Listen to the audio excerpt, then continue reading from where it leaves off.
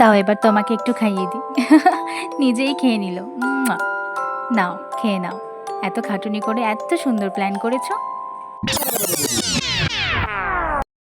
একটা surprise plan করছি বউয়ের বার্থডের জন্য। সব ঠিক আছে তো?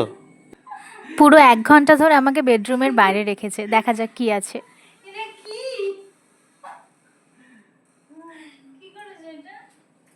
Happy birthday.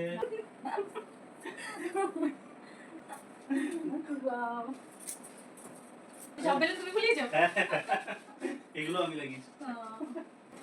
সত্যি এত সুন্দর সারপ্রাইজ দেখে চোখ জুড়িয়ে গেল আমার, অসাধারণ। কত কিছু প্ল্যান করেছো?